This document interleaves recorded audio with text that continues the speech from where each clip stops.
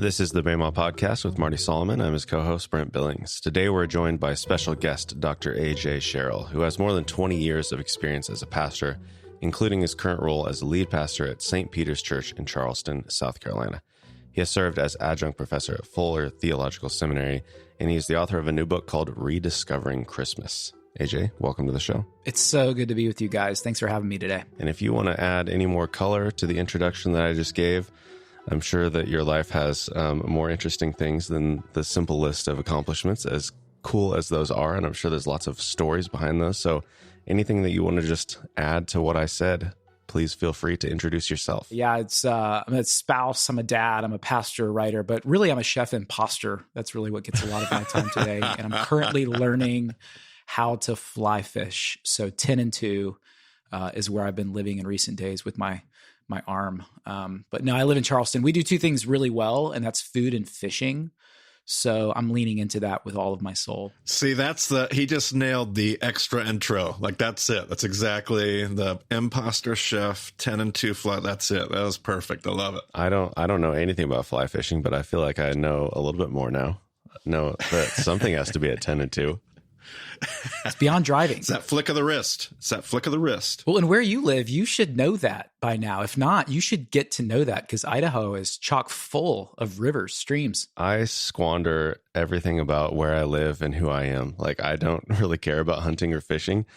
And I have Irish heritage. I don't drink beer. So I'm like, I'm just I don't like corned beef and cabbage. I'm a terrible representative for everything that I am. Well, AJ, I think you should talk a little bit about how you know Marty or Bama or both or whatever, and what that experience has been like from your side of the table. Yeah, so I think more seriously as a writer and pastor, I'm most intrigued by how ancient context finds like meaning in the present moment. I'm sort of under the suspicion that the 21st century has more in common with questions from antiquity than from the Renaissance. And so I think pastors need to take first century context more seriously if they hope to awaken bored Christians and to be fruitful in a secular society. So that's a lot of my come from and what I care about. Goodness gracious. You just laid it on right there. I'm like unpacking all wow, those were a handful of sentences there, just packed full of goodness. There you go. Yeah. And Marty, why don't you just talk a little bit about how you guys know each other, and then, and then I think we should dive right into the book. Sure. Yeah. I'm going to be like reeling from that last paragraph for a little while. I'm just going to have to sit here and savor that and unpack that. It's so good. I remember, I was trying to remember exactly how we met AJ. I remember getting a text message or an email or something. It was during COVID.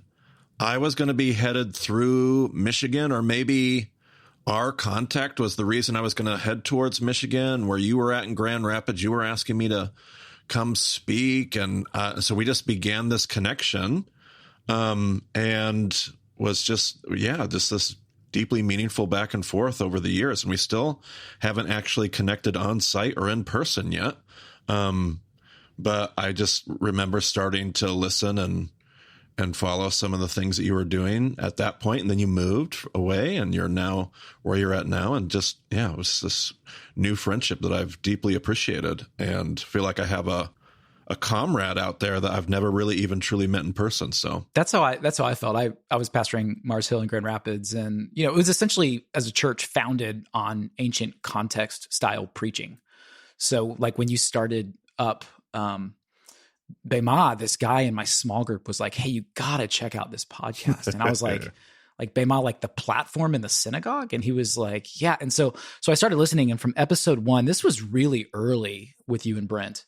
And so I went back to episode 1, and I was like hooked, like so much resonance, so much respect for y'all. And I was like, I gotta get in touch with this guy. He's got to come teach here at Mars Hill. So that was like my intro into you, and then reading your stuff since then, it's been lovely. So yeah, sure. No, I deeply appreciate that. No, more than kind, those words. But I'm excited about why we're here today. You've written a new book called Rediscovering Christmas: Surprising Insights into the Story You Thought You Knew. And Christmas is one of those topics that we talk about almost every year on the podcast. And obviously, every year in our churches, it cycles around on this calendar. I continue to learn more and more about the context of Christmas. I continue to change some of my historical opinions about what I think is going on in the Christmas story.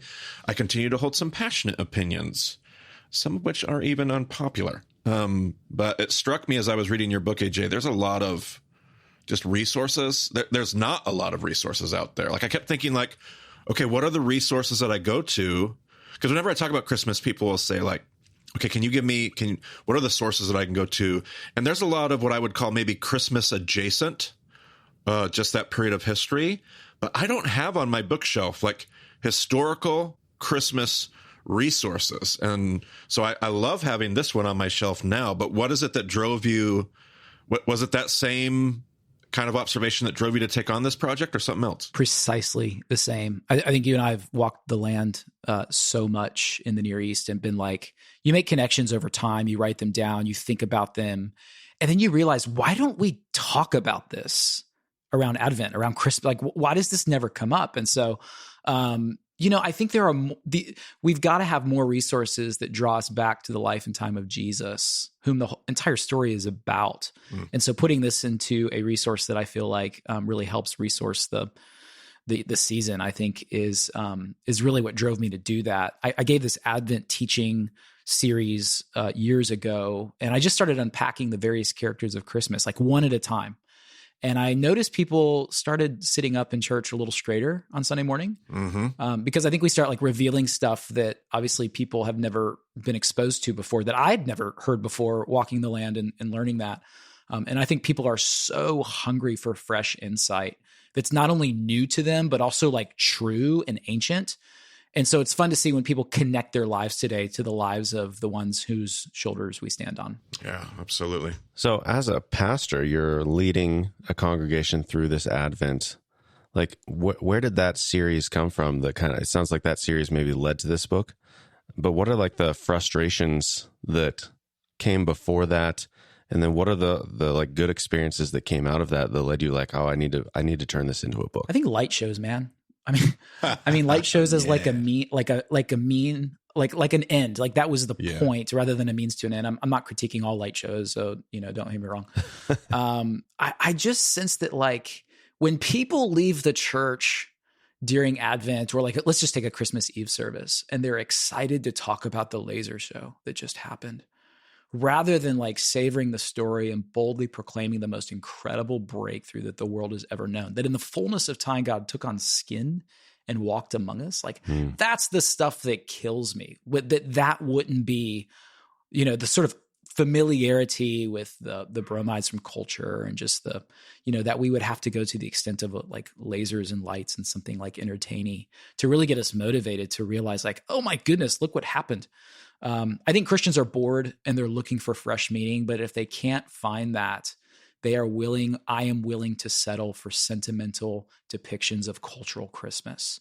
So you're into consumerism, busyness, anxiety, debt, light shows, all that stuff. And that breaks my heart. And so I think just trying to like offer something for people that are interested in the Christmas story to awaken and realize there's so much we've glossed over that we need to dig into to realize what we have here. I love the fact, AJ, that we share like the love of the land, the love for historical context. But one of the things that I love about what you do and almost all of your teaching and content that I've bumped into, and you do a better job than I do at this, is you take I think it's something that's true to you and who you are, but you'll take these big heady ideas, complex history, you'll break it down so that anybody could appreciate it, access it, understand it.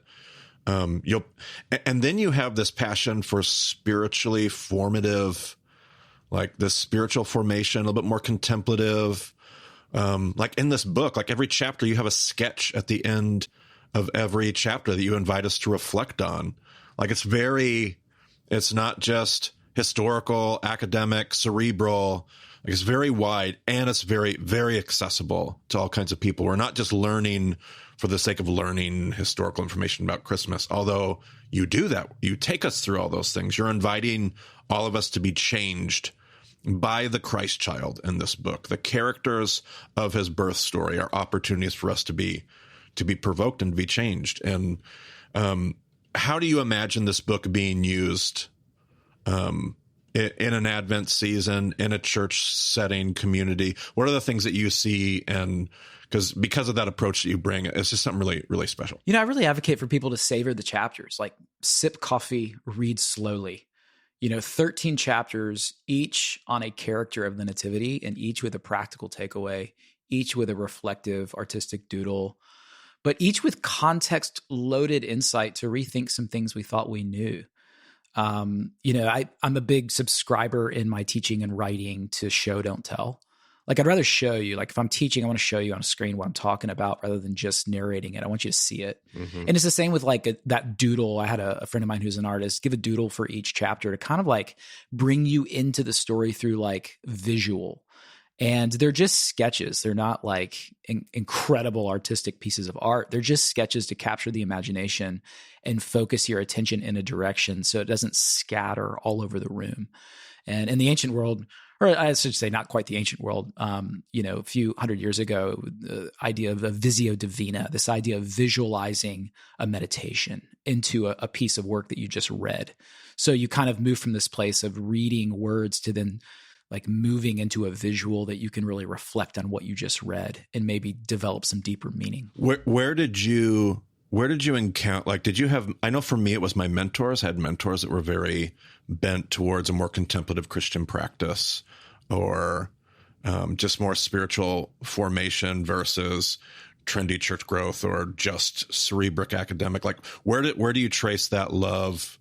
Where did that show up in your life? What's responsible for that for you? Yeah, I wrote about it in a book called Being with God on contemplative practice and neurology. And the story I have is I learned about it through failure. Like, I realized all of the sort of quote unquote success of sort of evangelical church that I'd been living into, it was no longer working for me on many levels. And I didn't know how to pray. Like, I knew how to pray for stuff. Sure. I didn't know how to be with God. I didn't know how to sit and just listen and attune my heart to his voice.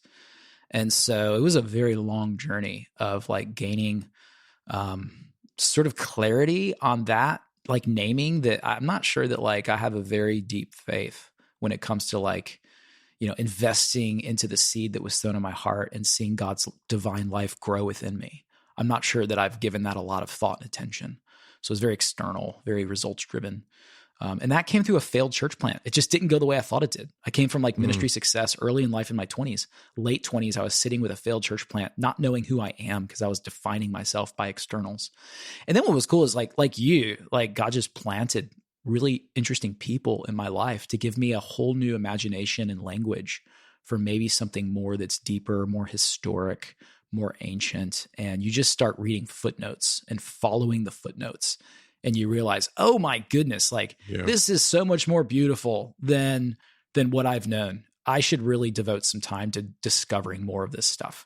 Similar to what we're talking about with this book on Christmas. Like, sure, it's the story's so much better. There's so much more to discover in it. And I get really passionate about that kind of stuff. Yeah, absolutely. Yeah. You've brought that same thing into the Christmas story as a resource. And I love that. I think in some of the material that was sent out, some of the promotional stuff of what you were hoping to do this year, like you're hoping to actually get into maybe some churches this Advent season to be able to share some of these things, to share some of these tools. What are you looking forward to? What could that look like potentially for a church if they're looking I remember when I was less in the campus ministry world, more in the church ministry world, you sit there every year for another Advent season, right, trying to like cook up like, okay, what are we going to do this year for Advent? What are we going and here's this opportunity to maybe have a new resource and do something fresh and new. What could that look like for some of these churches? And what are you hoping to, and obviously there's this year, but what I love about a book on Christmas is it comes around every year. And so even years to come and future Advents, what are some of the things that you kind of see being possible? Well, the first thing I want to do is just resource communities to have some fresh insight into the ancient world that really, I think, connects deeply with the heart today of what we're seeing in our society. So that's number one. And, more than that, even, pastors, preachers, teachers, prophets, to have just more at their disposal in terms of the freshness. I think that can be really daunting. Easter, Christmas, these sorts of seasons, you feel like, oh, I got to come up with something new to say. Yep. And it's like maybe there's like something beautifully ancient that we can revisit that people aren't aware of. And let me help you as just a guide that is also learning these things along the way. But this year I'll be doing, I'm speaking in Atlanta and LA and New York. My friend Rich Velotis in New York is doing some stuff with them some different places. And I love to curate experiences in the evenings, but in the mornings, I just love to teach this stuff. So, I've said to some of my friends, hey, listen, if you want 1 week off at Advent, I'm looking to do this for the next few years. Yeah. So finding cities and places and people that are like, man, we would love to learn some of these things and just sit into the story together of what these things mean. So, I love all that stuff, and I'm really open to really seeing what God is doing in other parts of the country. So fantastic. Brent, I've been dominating the conversation. You should get in here. Well, I'm holding on to this thing that you said earlier about sitting with a chapter or a character in this book, savoring that process. And I think a lot of people I definitely do. I struggle with, to use your word from being with God, the absurdity of all the things that we have going on in our lives. And not that I'm looking for like a prescription for exactly how I should do that, but maybe walk through your process of savoring something. What do you do? Like, do you pull out quotes? Do you like, what is your process for savoring something that you're reading? I think we've got to learn to say no in this season. Like, we really struggle to create space. So for me, it's like, what am I saying yes to? Whether it's just veering into tech, or whether it's just way too many parties, or whether it's even the foods I'm eating that are just not really preparing me for the day. All these sorts of things, they're little incremental things that actually add up to a lot of life.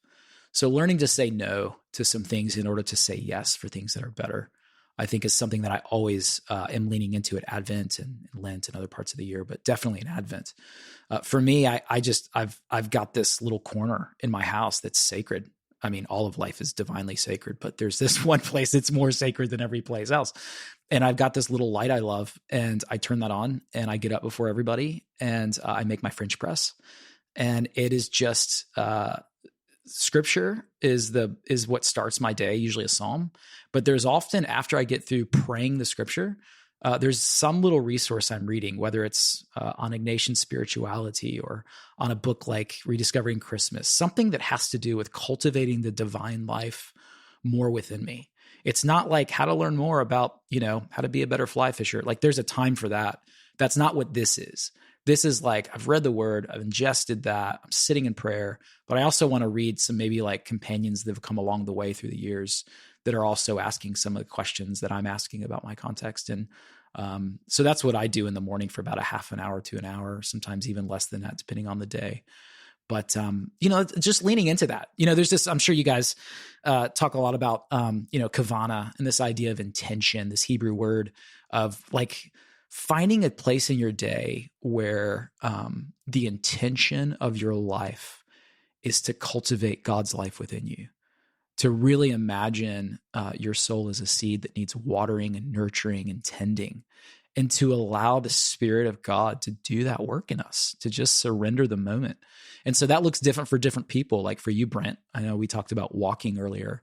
Like it might look like a walk, for others, it looks like reading. For others, it looks like, making a really quality meal and really savoring that. So I think it looks different for different people. It's just having that intention. Like, what do I intend in this moment? I fully intend to meet with God, who's longing to be with me. And that changes the equation of when I sit down, I know that God's already met me there and is asking me to enter in.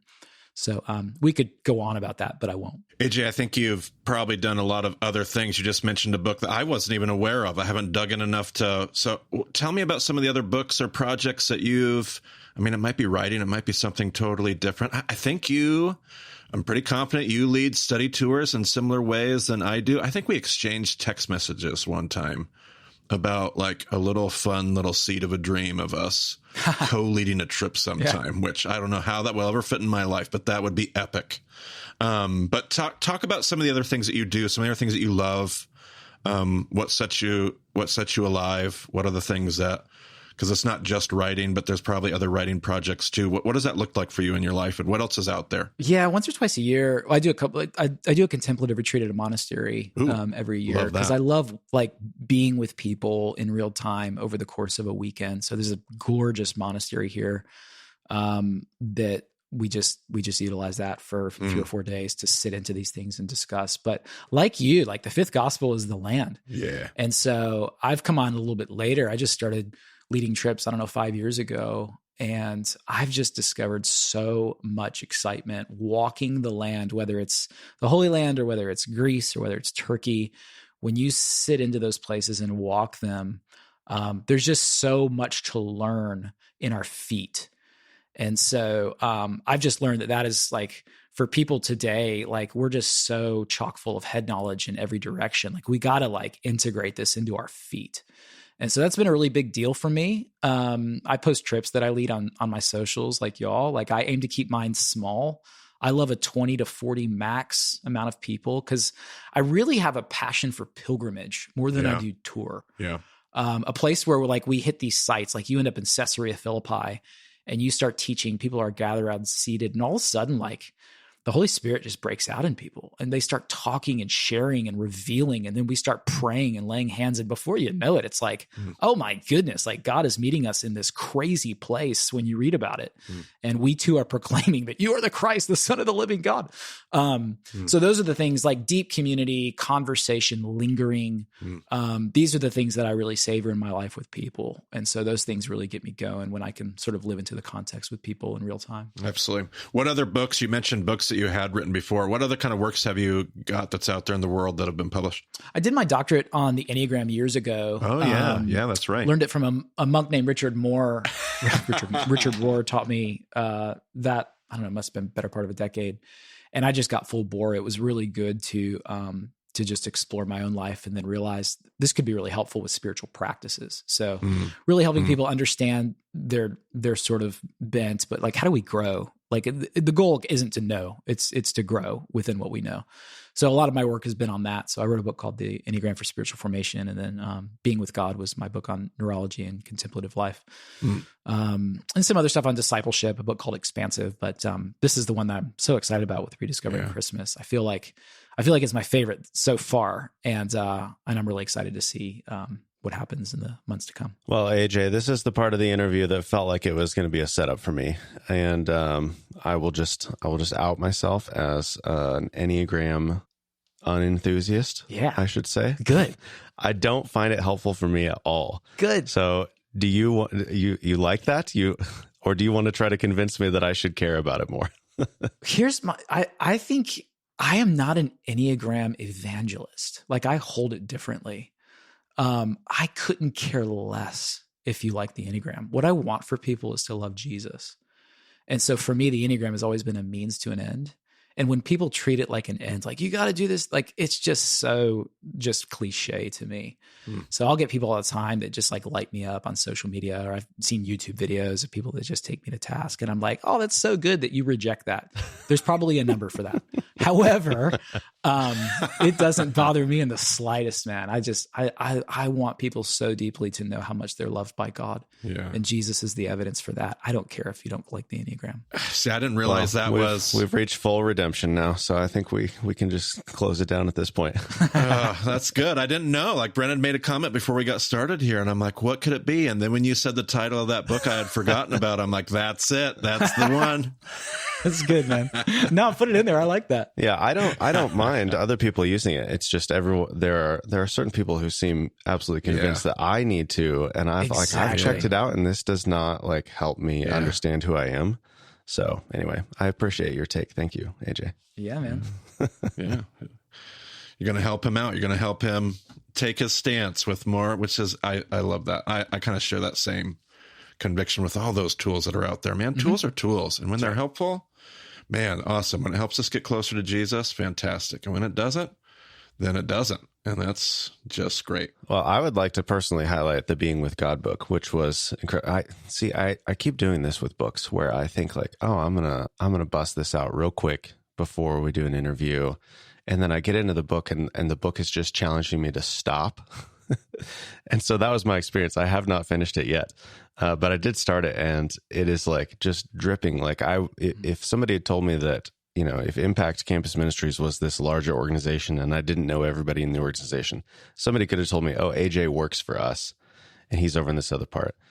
I'd absolutely believe it. Like it is everything that we talk about, this, the contemplation, like just the title, being with God, intimacy with God, the, slowing down and everything else. Like I've loved every word of this book so far. So tell me more about that. Yeah. I mean, it really is simple. And the funny thing is it's the hardest thing you'll ever do.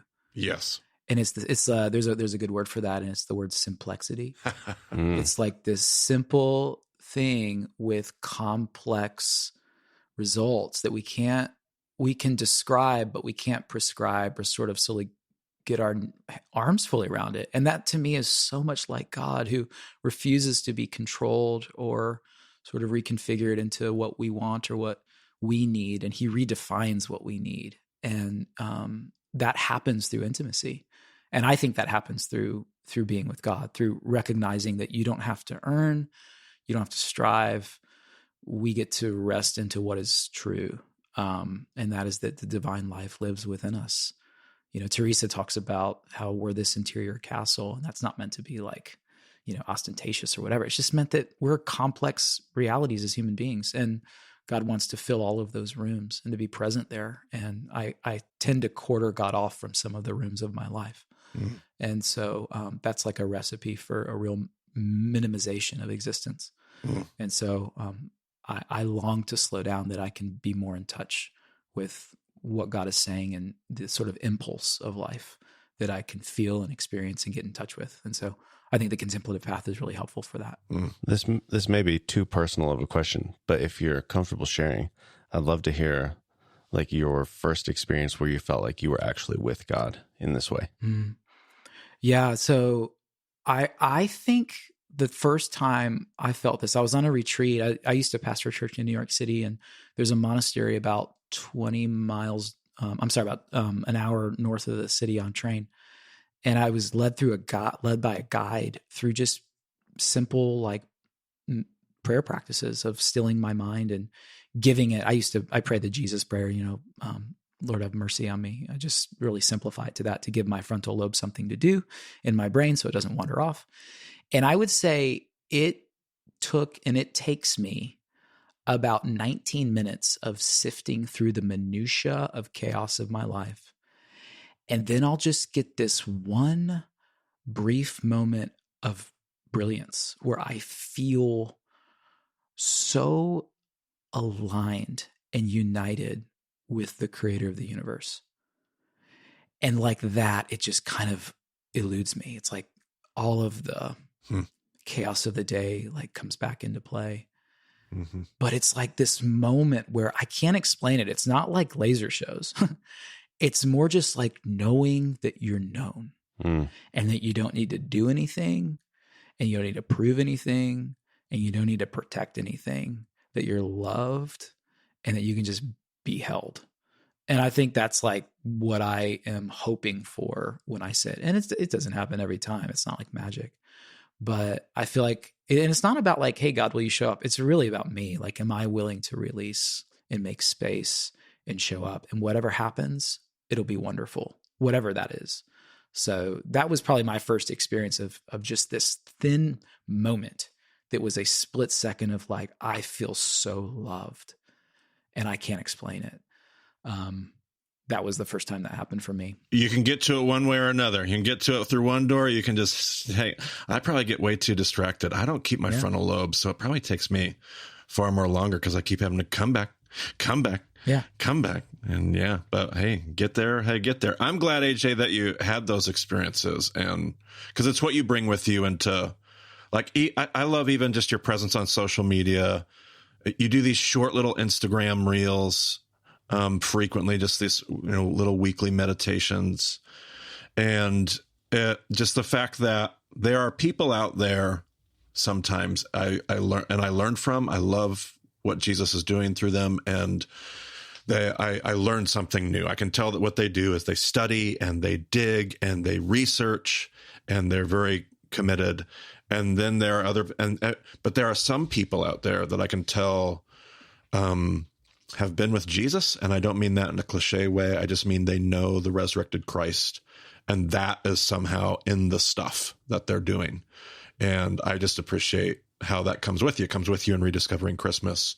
It comes with you in those short little tidbits on social media. It comes with you in your sermons and your teaching and your preaching. And I just love that about all that stuff. So want to ask if there's anything else you're working on, anything else that you're doing. Maybe there's something here about Rediscovering Christmas. What did we miss? What else do we need to know that we didn't ask, that didn't make it on our Google Doc? What is it that what else do we need to know, either about this project or something else, or something else that's going on? Tell us the one last thing that we should have asked. Yeah, I think what I want people to know about this recent work that I just poured a lot of my heart into around this book is two words. The first is tell, and y'all know that well, and y'all have taught on that of, tell, T-E-L, this idea of the ancient world is buried. I mean, in some cases, on layers of different cultures, 20 layers deep. I mean, it's amazing how many layers down civilization goes in some of these places.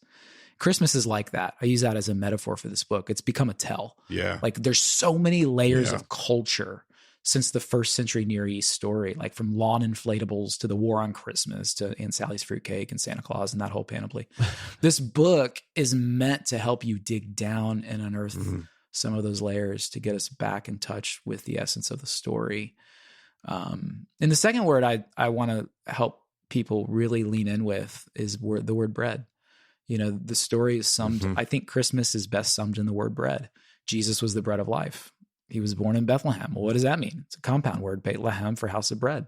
And he was first placed in a manger, which is a feeding trough. And so what the story is about is this: the bread of life was born in the house of bread and placed in a trough to nourish the hunger of every human heart. That's the story. I mean, you think about the intentionality of God to birth the bread of life in the house of bread and put in a feeding trough. Are you kidding me? Yeah. And then we eat that on Sundays or whenever we take communion. Like that's what Jesus gave us at the table at the Passover, was to remind ourselves of him through bread. It just could not be more meaningful than that. And getting back in touch with that reality is beautiful. And I think alleviates us from spending money on lasers. So it was one of my favorite chapters in the book. And part of the reason was because it reminded me there was an Advent, a Christmas Eve service where what we did at the church was we brought in 20, 30 bread makers, and we started making bread in these electric bread makers. And you walked in that night and the whole room just smelled of freshly baked bread. Wow. And that sensory experience is still like seared. And so I started reading that chapter and I'm like, oh yes, Christmas, Bethlehem, bread of life. And it was right there, and a perfect example of so many of the things that we had, we've been talking about today. Yeah. So good. That's beautiful. I feel like we should do that again. AJ, I want to ask about the characters. As you were going through and developing this book, was there any particular character that just like was totally in the background for you and has now jumped to the forefront? And maybe not the most important character, because obviously that's Jesus, but like who's a character that just like came alive for you that you didn't really pay any attention to before? Gosh, all of them. Okay. Oh my goodness. That's I'll just say that, like, I love what you're digging at here. And so I'll take the bait. I'd say Anna or Anna, however you want to say that. Anna is the last chapter of this, and digging into some possibilities. Like y'all, I like the imagination of some of this stuff that we dig into, because there's so many things we say that we can't say with 100% certainty, right? There's so little we can say with 100% certainty. This happened at this place. I am so compelled by the possibility that she was a widow for all of those decades, but that she had previously, as a tribe of Asher descendants, lived in the north of Israel. And when Pompey came through in the 60s BC, I'm interested in the timing all works out that it's possible that the Roman army killed her husband, making her a widow. And thus she moves to Jerusalem, becomes part of that whole care system, and waits on the deliverance of the Messiah for decades. And what's interesting about that is that I am prone to want to quit the story when life gets hard. And I mean, you talk about being a widow, how vulnerable that would have been. Mm-hmm. And she runs to the people of God in the heart of Jerusalem they care for her, and she worships night and day, waiting for the Messiah to come. And I have to think that somehow she was a preparer of the way, Yeah. Somehow preparing the way for God's timing to come, and that she saw it. She really challenged me in this. And again, I don't know if her husband was killed by Roman militia. I have no idea. But I like to think that no matter what happened, she had a choice to make. And she chose in her own tragedy and suffering to run toward God rather than away, and to wait in hopeful expectation for the Messiah to come. I hope to be that kind of a person waiting for the Messiah to come again. I love it. It was a great final chapter to that book. It was, I did just love how it capped off the journey through rediscovering Christmas. So excellent. Thank you for taking the bait, as you said. So AJ, I want to know where people can find you, where people can get connected. You said earlier that you want to come teach about Advent at different places over the coming years. Like if anybody's interested in that, how do they get connected to you and your work? Yeah, ajsherrill.org is the best way. Also through social medias. I'm on Instagram and Facebook and X and Threads, whatever.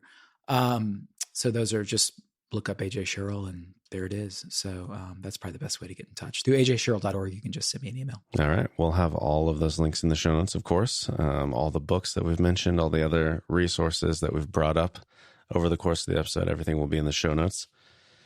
Marty, any closing thoughts? No, just that I appreciate, as I do with all of our guests, but in just a unique, special way, probably with all of the guests, but really appreciate AJ. I appreciate who he is, his heart. Obviously, thanks for being willing to come on and chat today. But another great resource we can get in the hands of people looking to learn more about historical context, and in this case, bring it to Christmas. Awesome. I've admired you both from afar and have learned so much from you. So thanks for inviting me into this conversation, and blessings on you in this season to come. Yeah, thank you so much, AJ. Listeners can go to BaymontDiscipleship.com or check their podcast app for the show notes, all the links. You can get in touch with us on the website as well. But thanks for joining us on the Baymont Podcast. We'll talk to you again soon.